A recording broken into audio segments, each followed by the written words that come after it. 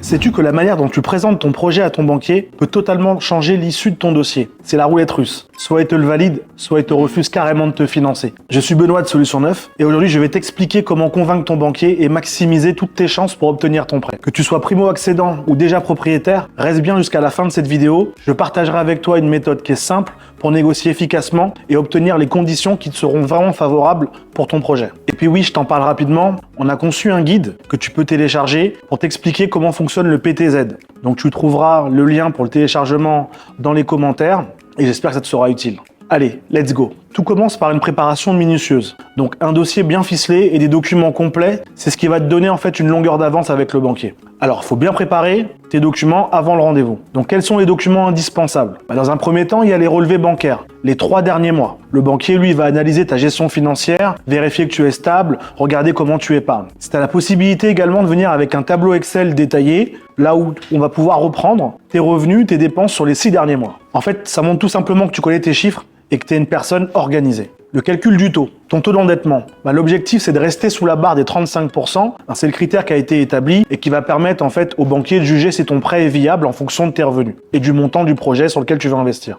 Donc n'hésite pas en amont à faire plusieurs simulations de prêts sur différentes durées afin de pouvoir montrer au banquier que tu as étudié en fait toutes les options. Alors également, pense à préparer une liste à l'écrit avec toutes les questions que tu as à poser au banquier. Ça va t'éviter les oublis et tu pourras aborder tous les points qui te paraissent importants. Par ailleurs, si le bien est déjà identifié, n'hésite pas à constituer un petit dossier avec des photos, tout ce qui te semblera utile pour montrer au banquier que tu as vraiment préparé ton projet et que tu veux le rendre concret et que tu es une personne crédible surtout. Alors, en termes de documents, pense à venir avec le contrat de travail actuel, il y a des éléments qui sont importants que le banquier voudra vérifier. Pense également à venir avec tes 3 derniers bulletins de salaire, les 2 derniers avis d'imposition, donc celui de l'année précédente, mais celui de l'année d'avant également. Tes justificatifs d'épargne, donc moi je pense à ton livret A, à ton plan d'épargne logement, le PEL, ou tout autre support en assurance vie, tout ce qui va permettre au banquier de voir que tu as mis de l'argent de côté durant ces derniers mois ou ces dernières années. Et rappelle-toi qu'un dossier complet, c'est ça qui va prouver que tu es sérieux ou que tu es sérieuse. C'est ce qui va te faciliter la validation pour ton obtention de crédit. Alors, ces derniers points, je viens de te les donner, c'est dans la condition où tu es salarié, donc tu as un contrat de travail. Si pour le coup,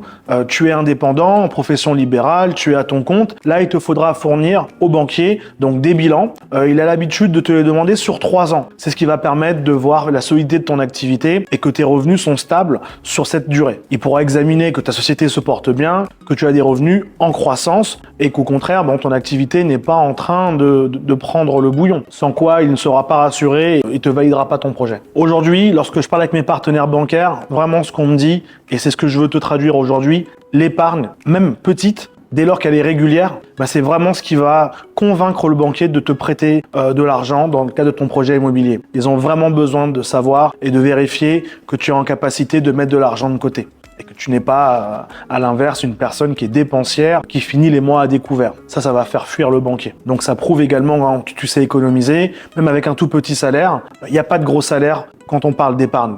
Que tu touches un peu, beaucoup d'argent, ça va être ta capacité à mettre de côté. C'est tout ce qui va pouvoir convaincre le banquier de te prêter de l'argent. Sur tes relevés de compte, assure-toi de n'avoir aucune ligne qui fasse peur au banquier. Je pense à toutes ces lignes de type rejet de prélèvement, commission intervention. Donc ça, c'est rédhibitoire. Ce sont des signaux qui vont en fait résonner comme une source de risque pour le banquier et il ne te prêtera pas d'argent. Ça, c'est clair et net. Donc dans le cadre du projet que tu es en train de préparer, ce qu'il faudra dire au banquier, c'est que c'est un projet de vie. Donc tu comptes t'installer de façon très stable dans cet environnement, dans cette commune, dans ce quartier, et que ça correspond à un projet qui peut être professionnel ou un projet familial. Donc te rapprocher de ton travail ou au contraire, tu as des enfants ou tu prévois d'en avoir et tu as effectivement visualisé qu'il y allait avoir des écoles, des crèches, tout à proximité pour que ta vie de famille et au quotidien avec tes enfants pour que ce soit assez fluide. C'est ce qui va plaire au banquier, le fait de voir que tu as déjà travaillé, préparé les points clés de ton projet, il sera beaucoup plus confiant pour te permettre d'investir. Donc maintenant que tu es face à ton banquier, tout se joue sur ta manière de présenter ton projet. Alors, dans un premier temps,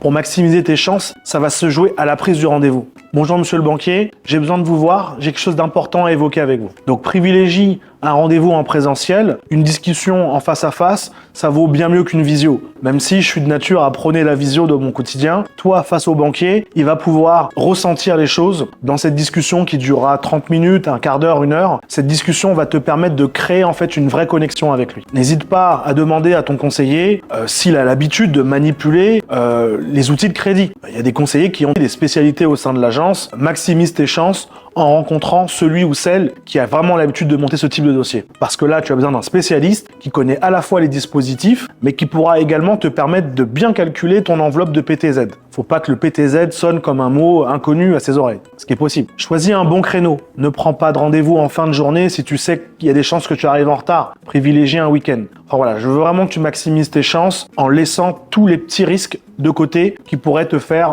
louper ton rendez-vous. Des fois, j'ai tendance à dire, évite aussi les fins de mois. Les conseillers ayant déjà fait leur objectif, ayant déjà réalisé ce qui est attendu au niveau crédit, peut-être ne seront pas prêts à te faciliter l'obtention de ton financement et il vaudra peut-être mieux taper à leur porte en début de mois quand les objectifs repartent à zéro et qu'ils ont donc les objectifs et l'obligation de faire signer des crédits. Tu vois, tu peux très bien envisager un rendez-vous en matinée avant 11h en se disant pourquoi pas, le conseiller sera peut-être plus disponible, il aura une meilleure qualité d'écoute et d'échange avec toi plutôt qu'en fin de journée. C'est de la stratégie. Stratégie de rendez-vous, tout simplement. Planifie plusieurs banques la même semaine.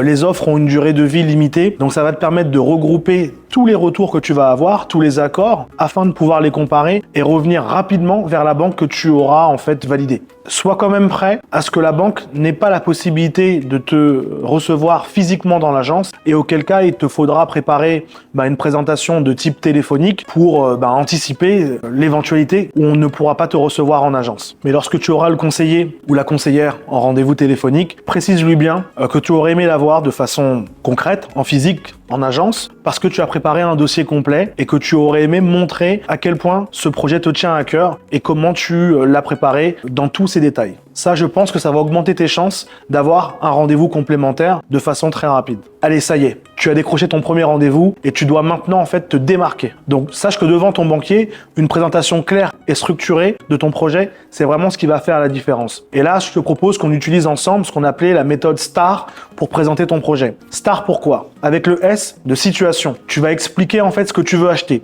le type de bien, la localisation. T pour tâche. Ton objectif, c'est quoi? Tu veux une durée de prêt bien précise. La tâche que tu as, c'est de lui expliquer que tu as déjà fait une partie des calculs en amont. La durée, la mensualité et tout ce que tu pourras avoir eu comme recherche dans tes simulations, le taux, pourquoi pas. Le A d'action. Montre au banquier que tu es déjà préparé en termes d'apport, en termes d'épargne, que tu as en fait un plan financier et que tu sais exactement comment tu vas rembourser ce financement sur toute sa durée. Parle et n'hésite pas à évoquer les futures augmentations que ton patron, ton employeur ou les différents marchés, les différents clients que tu penses obtenir dans la durée et qui vont te permettre d'augmenter ton chiffre d'affaires. Et pour terminer, le R de résultat. Prouve à ton banquier que ton projet est réalisé et que tu respectes les critères d'endettement. Cette méthode, elle est claire et elle rassure le banquier sur ton sérieux. Dans un échange, il y a ce qu'on appelle la communication non verbale. Alors la communication non verbale, ça va passer par quoi? Ce que je te conseille, c'est d'adopter une posture droite, mais à la fois détendue. Donc pense et rappelle-toi de maintenir en fait un contact visuel. Regarde le banquier dans les yeux, n'aie pas le regard fuyant lorsqu'il te pose des questions. Utilise une gestuelle ouverte, sois dynamique. C'est ce qui va permettre au banquier vraiment de sentir que tu es vivant ou que tu es vivante dans ce rendez-vous et que ça te tient vraiment à cœur. Autre chose.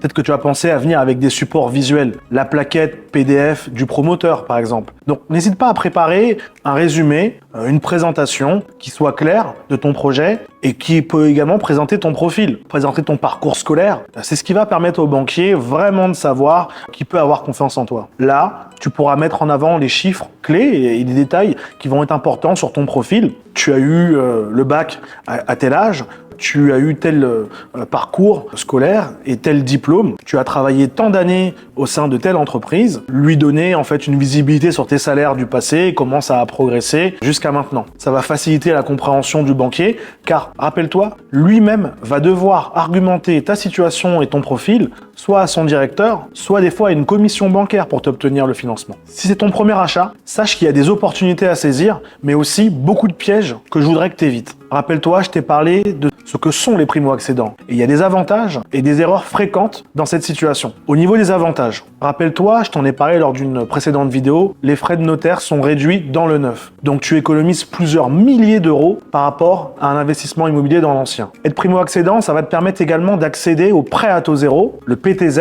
qui peut te permettre de financer ton projet jusqu'à 40% de ton achat sans intérêt, à taux zéro. Encore, en étant primo-accédant ou primo-accédante, tu pourras bénéficier de certaines aides locales, certaines subventions régionales que prévoit aussi la commune. Ces aides vont compléter en fait ton budget sans augmenter ton endettement. Il y a tant d'erreurs que je vois qui sont au quotidien, quelque chose qui me désole, et j'aimerais vraiment que sur cette vidéo, tu puisses les retenir afin de les éviter. Ne sous-estime jamais les frais annexes. Sous-estime pas les frais de garantie. Ne sous-estime pas le coût d'un déménagement. Ne sous-estime également pas les travaux éventuels. Ne sous-estime pas les charges de copropriété. Il n'y a pas que la mensualité. Retiens qu'un projet, ça se conçoit dans la globalité. Et tous ces coûts, s'ils te sont imprévus, alors c'est source en fait de déséquilibre dans ton budget et tu peux courir à la catastrophe. Je vois beaucoup trop de personnes investir et ne pas demander d'explications sur des termes qui eux-mêmes ne comprennent pas. Tu lis un contrat, tu tombes sur un jargon qui t'est complètement étranger, pense à aller chercher en fait une compréhension complémentaire qui te permettra en fait de valider chaque ligne que tu lis. C'est important que tu comprennes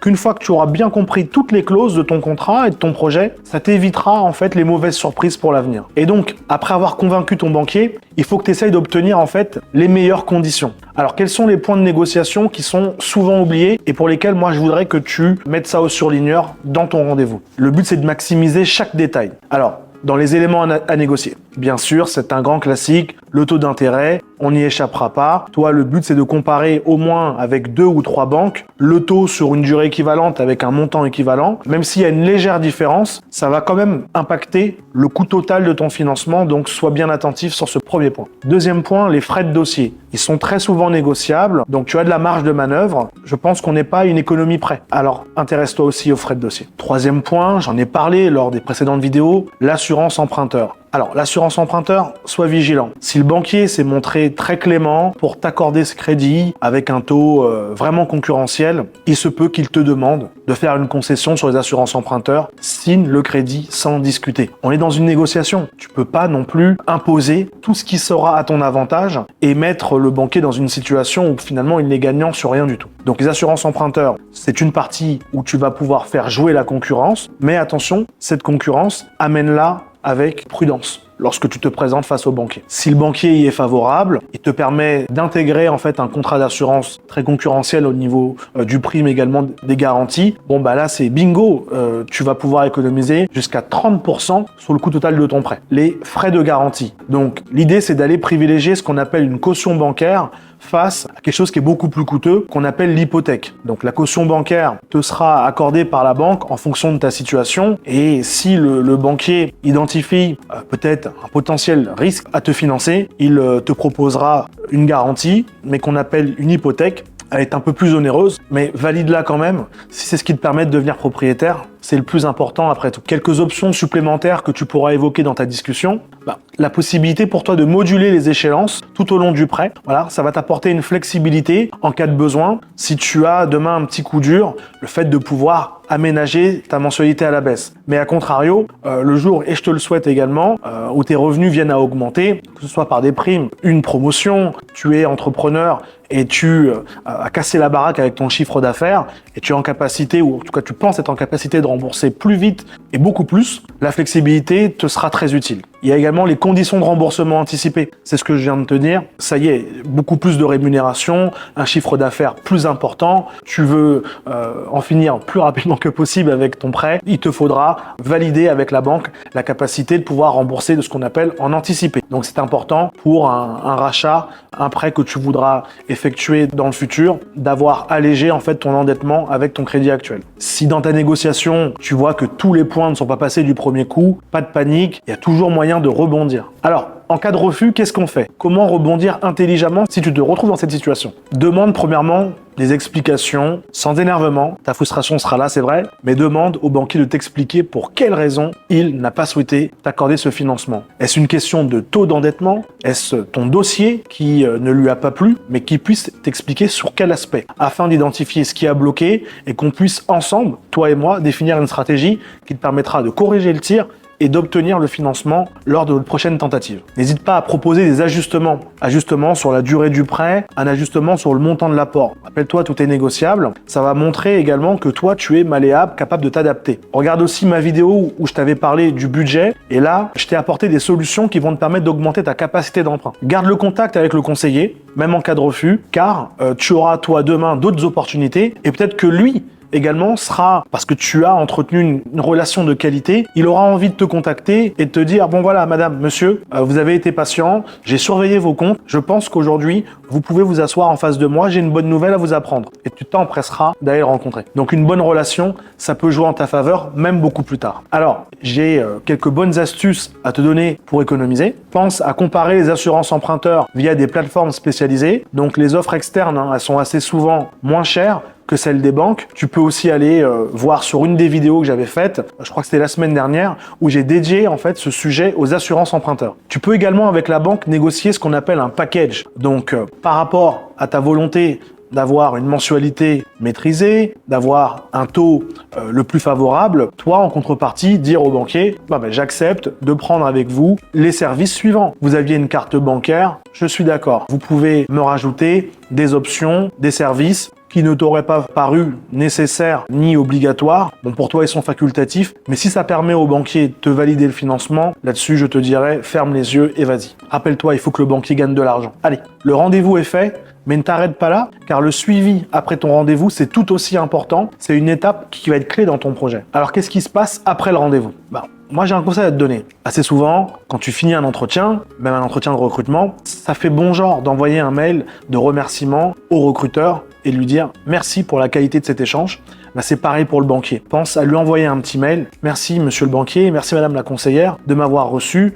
J'espère que mon profil vous a plu. En tout cas, je tenais à vous remercier de m'avoir écouté. » Laisse passer une semaine maximum avant la première relance. Relance mail ou relance téléphonique. Alors, en conclusion, tu l'as bien compris, obtenir un prêt, c'est pas une question de chance, mais c'est une question de préparation et de stratégie. Alors avec tous les conseils que je t'ai donnés, j'espère que maintenant tu es prêt, ou que tu es prête à aborder ton rendez-vous en toute confiance, en toute sérénité, avec un projet qui doit être solide et des arguments clairs. Une bonne préparation, rappelle-toi, ô combien ça va être important pour te permettre d'obtenir ton crédit. Alors, si tu as trouvé cette vidéo utile, pense à t'abonner pour encore plus de conseils pratiques et n'hésite surtout pas à la partager avec quelqu'un qui, dans ton entourage, prépare un projet immobilier. Et surtout, dis-moi dans les commentaires quelles sont tes expériences avec les banquiers. Allez, à bientôt. Ciao.